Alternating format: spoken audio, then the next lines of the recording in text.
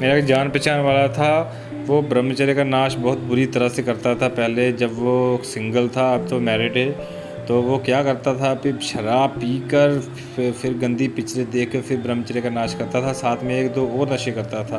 कहने का मतलब है, जब आप नशा करके ब्रह्मचर्य का नाश करते हो तो फिर ये बहुत ज़्यादा बुरा इफ़ेक्ट, और भी 3 गुना 4 गुना ज़्यादा बुरा इफ़ेक्ट डालता है आपकी बॉडी पर। तो वो ब्रह्मचर्य का नाश कर कर के उसकी इतनी बुरी हालत हो चुकी थी, उसकी आँखों का रंग पीला हो चुका था, चेहरा उसका पीला पड़ चुका था, और उसका मुंह ऐसा हो चुका था जैसे चूसा हुआ आम होता है। मतलब देखने में ऐसा लगता है जैसे कोई अमली नहीं होता है, अमली नशा करने वाला। बुरी हालत, मुंह पे शाइयाँ, दाग, झुर्रियाँ, इतना बुरा हाल तो उसकी हो चुकी थी।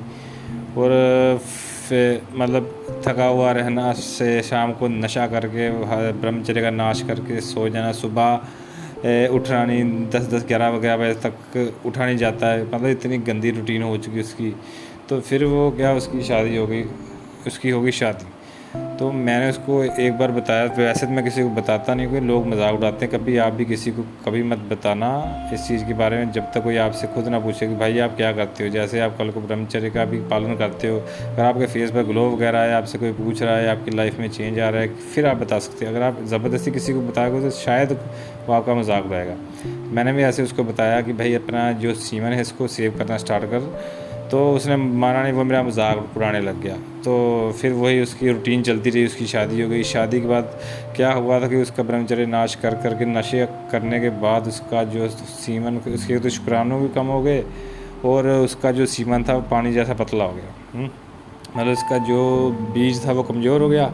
अब जब उसके बच्चे हुए तो बच्चे उसके कमज़ोर हुए। बच्चे एक एक कई बच्चों को मैं देख रहा हूँ, जैसे भी मेरे 2-3 जान पहचान वाले थे जो इतना बुरी तरह से अपना ब्रह्मचर्य नाश करते थे।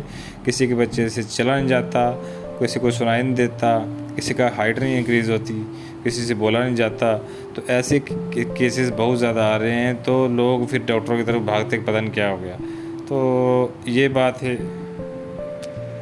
लेकिन वो लोग ये नहीं समझने की कोशिश कर रहे हैं कि भाई सीमन की कमी से भी ये सब कुछ हो सकता है हमारे अंदर। अगर सीमन पतला पड़ जाएगा तो ऐसे प्रॉब्लम्स आती हैं। ये कोई मानने को तैयार ही नहीं होता। अभी इतना है ही नहीं अवेयरनेस। अभी कुछ ही गिने चुने लोग ही हैं जो इस चीज़ को मानते हैं, जो ऐसी वीडियोस देखते हैं जैसे आप लोग देख रहे हो। आप लोग विश्वास करते हो क्योंकि आपने एक्सपीरियंस किया होगा, तभी आप विश्वास करते हो। लोग मानते नहीं हैं।